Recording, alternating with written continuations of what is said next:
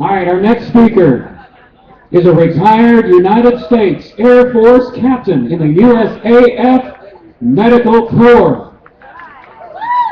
He also served as professor and chairman of the Department of Neurology, the University of Missouri Health Sciences.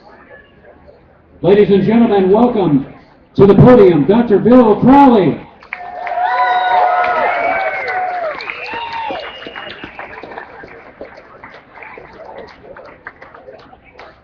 Thank you,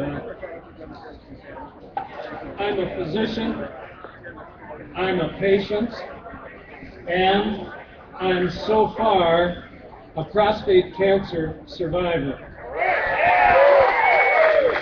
For 9 years, my PSA has been 0.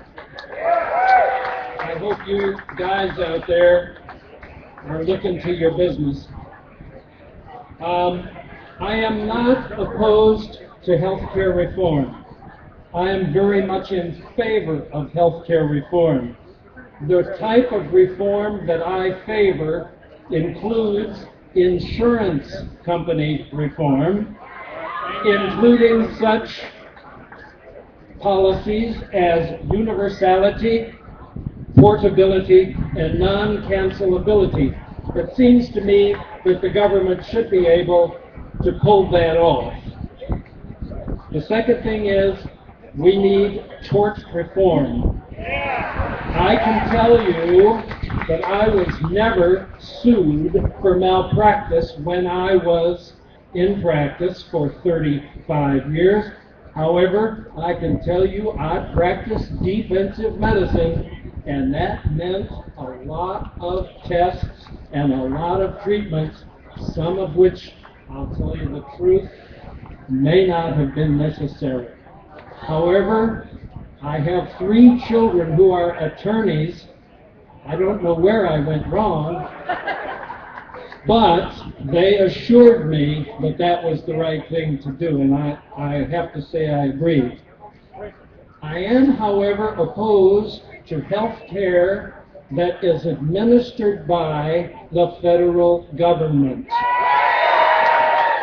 I am opposed to single payer. I'm opposed to national health care, national health service, and the government control of medicine. And why am I opposed to it? Well, because the government will make decisions regarding your own personal health care. They won't care about that. The only thing they'll care about is cost savings. Now, I've read in today's Washington Post that federal health care, single payer, is a done deal, and it's a sure thing.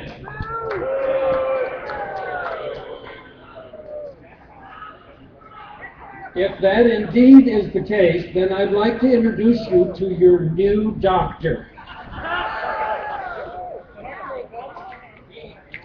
It is the FCCCER. FCCCER. Now don't pay attention to these things. They don't mean anything.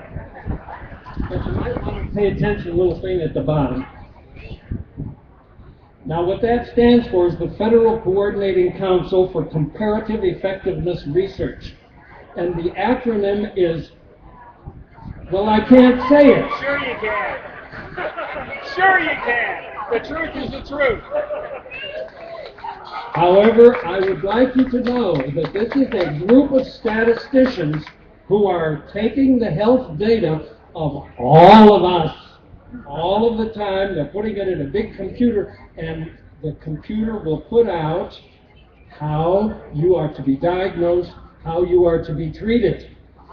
Your doctor will have to follow the computer in Washington, or he will be arrested. Now, this is a frightening prospect. You know, there's an ad on television these days which shows a doctor talking to a patient, and there's a little weasel with glasses who pops up behind him and says, That particular little advertisement is very much on the mark. I told you I am so far a survivor of cancer of the prostate. In England and in Europe, fewer than 5% of men over the age of 50 have PSAs. However, of the men in Europe and England who do have prostate cancer, 60% of them die of it. In the United States, over 50% of men over the age of 50 have PSA exams done. You know what? In the United States, less than 20% of men with cancer of the prostate die as a result of it. 60%, 20%. Now, why don't they do PSAs in England and in Europe, where they have wonderful health care? It's because it's too expensive. And the prostate biopsies and the surgeries and the radiation, too much. I would tell you why you don't want to have federal health care. However, I don't have time.